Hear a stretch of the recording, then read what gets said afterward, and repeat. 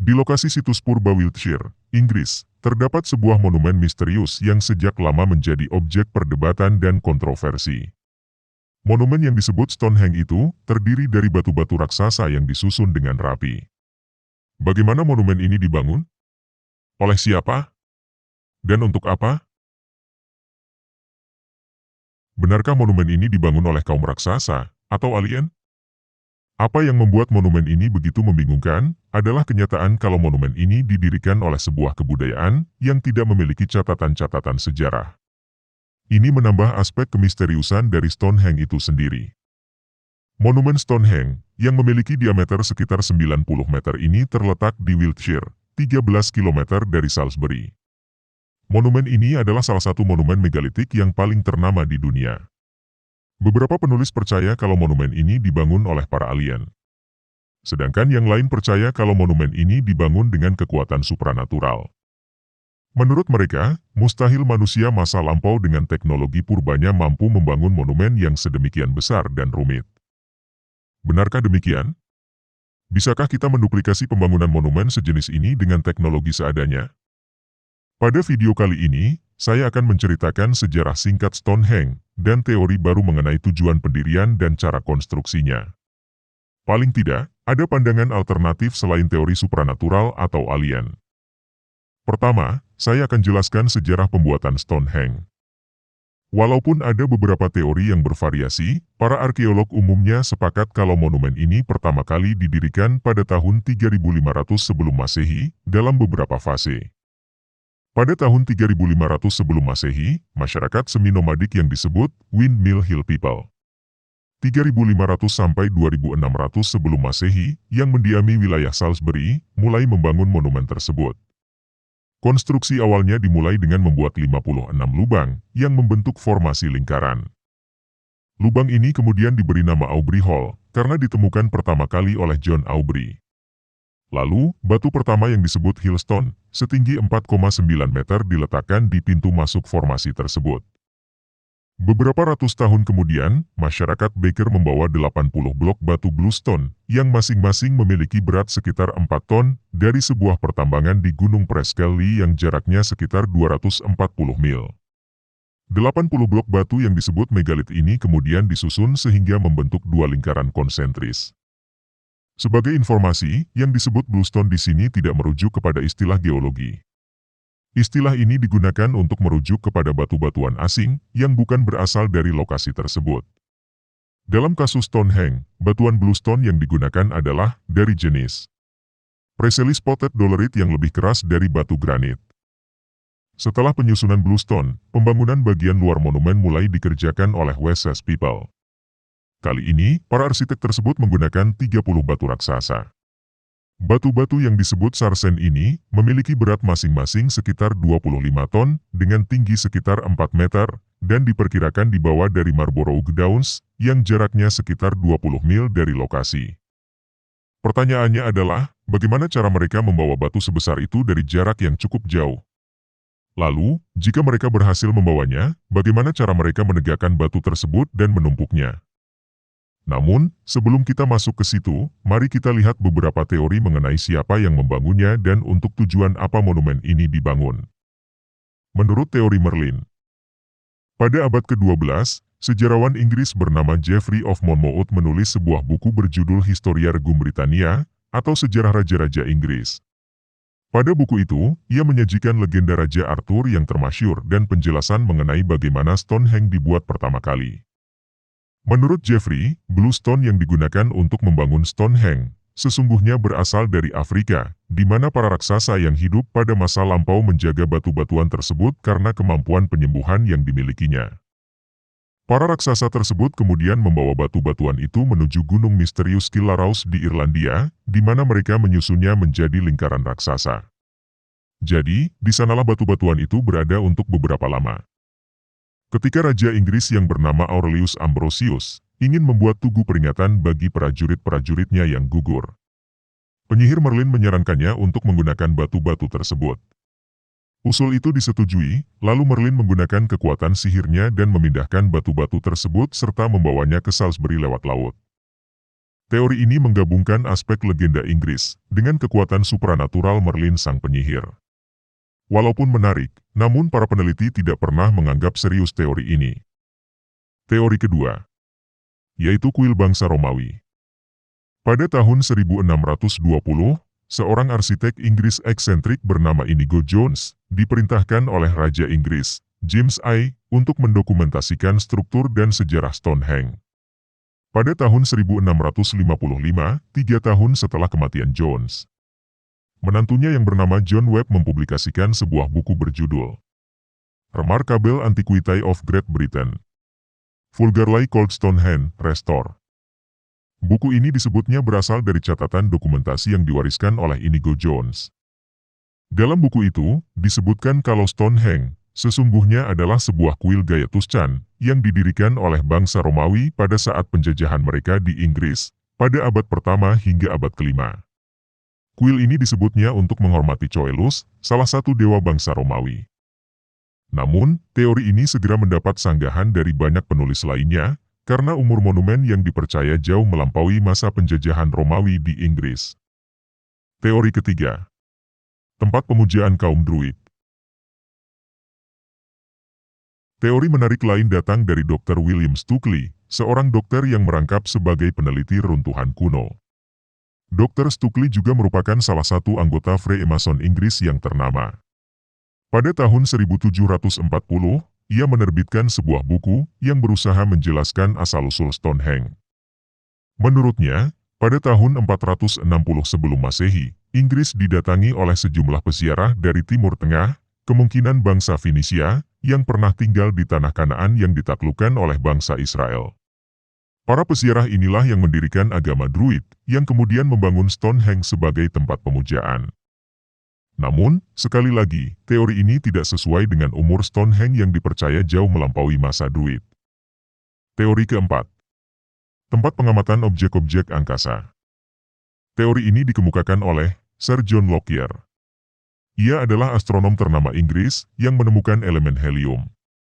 Pada tahun 1901, ia menulis sebuah paper yang mengasumsikan kalau beberapa bagian dari Stonehenge, yang disebut Hillstone, pada awalnya sejajar dengan summer solstice atau hari terpanjang dalam 1 tahun. Karena itu Lockyer berasumsi, kalau monumen ini mungkin telah digunakan oleh para astronom kuno untuk mengamati objek angkasa.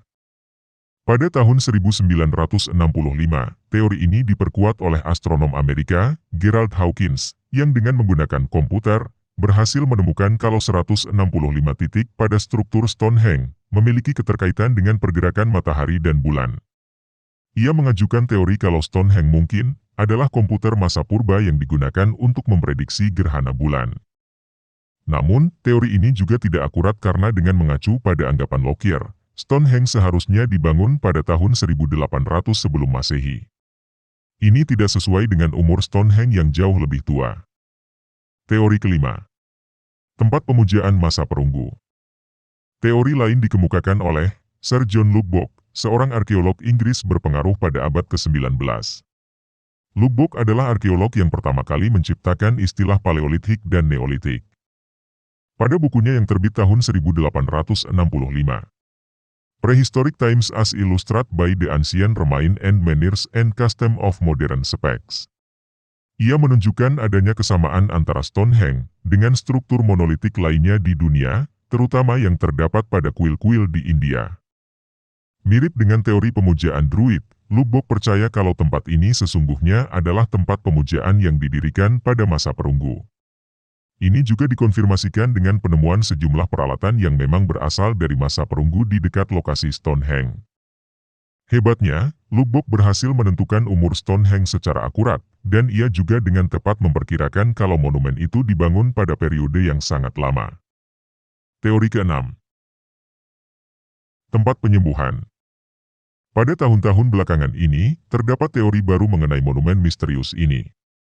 Ini dikarenakan ditemukannya tengkorak-tengkorak di dekat situs tersebut. Pada sisa-sisa tengkorak yang ditemukan, terdapat beberapa tanda seperti tengkorak yang sengaja dibuka. Tanda ini menunjukkan adanya prosedur operasi pada kepala yang bersangkutan. Berdasarkan pada penemuan ini, Profesor Timothy Darfield dari Bournemouth University dan Profesor Geoffrey Wainwright mengajukan teori kalau monumen ini mungkin telah digunakan sebagai lokasi penyembuhan bagi orang sakit, sejenis Lourdes masa purba. Teori terakhir. Kompleks pemakaman. Masih berdasarkan pada penemuan sejumlah kerangka di Stonehenge, Profesor Mike Parker Paarson mengajukan teori ini. Ia sendiri telah mempelajari monumen ini sejak tahun 1998. Profesor Paarson menemukan kalau pada tahun 2400 sampai 2600 sebelum Masehi, terdapat sebuah pemukiman di dekat Stonehenge. Ia percaya kalau Stonehenge telah digunakan oleh masyarakat pemukiman tersebut sebagai kuburan massal. Dalam tulisannya di Washington Post tahun 2007, ia menyebut monumen ini sebagai kompleks pemakaman terbesar pada masa itu. Itulah beberapa teori yang ada. Pada saat ini, teori tempat pemujaan dan teori pemakaman adalah teori yang paling banyak diterima oleh para peneliti. Baiklah, sekarang kita masuk ke misteri utamanya, yaitu bagaimana mereka membangunnya. Seperti yang saya katakan, karena karakteristiknya yang misterius, monumen ini telah menjadi subjek perdebatan panjang mengenai cara pembuatannya. Berdasarkan pada pengetahuan yang dikenal sekarang, sepertinya tidak mungkin kalau bangunan ini didirikan oleh manusia pada masa itu, karena tidak adanya teknologi yang dikenal untuk mengangkut atau mendirikan batu-batu besar tersebut. Melihat pada kenyataan ini, sebagian penulis percaya kalau bangunan ini didirikan oleh alien. Teori ini pertama kali dipopulerkan oleh Erich von Däniken, penulis buku Chariots of the Gods yang terbit tahun 1968.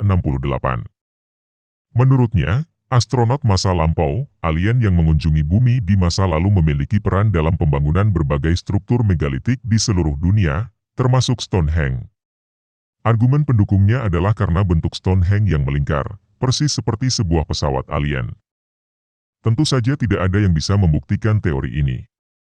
Lagi pula, mungkin saja pemahaman kita mengenai teknologi masa lampau tidak cukup memadai sehingga kita terpaksa melihat alternatif spiritual atau alien. Namun, pada tahun-tahun belakangan ini, sesungguhnya ada beberapa teori yang bisa menjelaskan mengenai cara Stonehenge dibangun. Teori ini terdiri dari dua bagian. Yang pertama adalah bagaimana menegakkan dan mengangkat batu-batu besar tersebut. Sedangkan yang kedua adalah bagaimana mengangkut batu-batu besar tersebut ke lokasi dari sebuah tempat yang cukup jauh. Dua teori di bawah ini berurusan dengan cara menegakkan dan mengangkat batu-batu besar. Pertama, teori Wally Wallington dan prinsip daya ungkit. Satu metode yang cukup menarik adalah metode yang diajukan oleh Wally Wallington, seorang tukang kayu dari Michigan. Sebagai seorang tukang kayu yang berpengalaman selama 35 tahun, Wally telah menemukan cara untuk menggerakkan benda-benda berat dan besar hanya dengan menggunakan kayu. Rahasianya adalah daya ungkit atau leverage.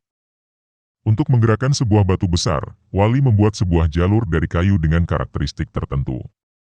Ketika sebuah batu besar ditaruh di atasnya, batu itu dengan mudah berpindah. Wally mengatakan, kalau metode yang digunakannya mungkin sama dengan metode yang digunakan oleh Edward Leedskalnin untuk membangun Coral Castle. Bahkan Wally mengklaim, kalau ia memiliki sumber daya dan waktu yang cukup, ia bisa membangun sebuah piramida tanpa menggunakan teknologi canggih. Untuk menegakkan sebuah batu besar, Wally hanya menggunakan banyak potongan kayu yang digunakan sebagai pengganjal di tengahnya. Dengan cara ini, ia bisa menegakkan sebuah batu besar dalam waktu kurang dari 1 hari. Teori kedua, pengangkatan dengan lift roda kayu. Jika kita terbiasa berpikir dengan teknologi kuno, kita bisa menemukan banyak cara kreatif untuk membuat monumen seperti Stonehenge. Seorang insinyur bernama Nick Wegener punya teori bagaimana mengangkat batu besar itu dan menaruhnya di atas dua batu. Ia mengajukan teori alat pengangkat dengan roda kayu alias litho lift. Lihat gambar berikut ini. Dengan menggerakkan roda raksasa tersebut, maka otomatis batu besar yang terikat padanya bisa terangkat dan diletakkan di atas dua batu yang telah berdiri. Saat ini Nick sedang mengerjakan model roda tersebut untuk membuktikan teorinya. Walaupun belum dipraktekkan, namun beberapa insinyur yang telah melihat rancangannya percaya kalau mekanisme itu bisa bekerja dengan baik. Selain teori Wally dan Nick, yang berurusan dengan menegakkan dan mengangkat batu-batu raksasa, ini dua teori lainnya mengenai cara mengangkutnya. Pertama, teori pengangkutan dengan keranjang dahan. Teori yang berhubungan dengan pengangkutan batu ini pertama kali dikemukakan oleh insinyur bernama Gary Lavin. Menurutnya, para arsitek Stonehenge mungkin telah menggerakkan batu-batuan tersebut dengan menggunakan keranjang dahan yang digunakan untuk membungkus batu-batuan besar tersebut. Cara ini telah dipraktekkan dan bisa dilakukan. Menurut Gary, saya selalu beranggapan kalau membawa batu-batuan besar itu ke lokasi monumen adalah hal yang mustahil karena gesekan dengan permukaan tanah. Namun, kenyataannya, teknologi untuk melakukan itu selalu ada di sekitar mereka. Keranjang dahan ini ternyata juga bisa mengapung di atas air. Dengan demikian, para pekerja tersebut dapat membawa batu-batuan tersebut lewat sungai. Dalam percobaan ini, Gary berhasil menggerakkan batu seberat 1 ton. Ia sedang menyiapkan eksperimen untuk menggerakkan batu seberat 5 ton. Kedua, teori pengangkutan dengan jalur kayu dan bering. Baru-baru ini, para peneliti menemukan banyak batu-batu berbentuk bola kecil di dekat monumen serupa Stonehenge di Aberdeenshire, Skotlandia. Ukuran bola-bola ini kira-kira seukuran bola kriket. Pada monumen Skotlandia itu, sebagian batu yang digunakan bahkan lebih besar dibandingkan Stonehenge. Berdasarkan penemuan ini, para peneliti menyimpulkan kalau batu-batu besar yang ada di monumen itu mungkin telah diangkut dengan menggunakan bola-bola batu tersebut. Jadi, tim dari Universitas Exeter mulai mengadakan eksperimen.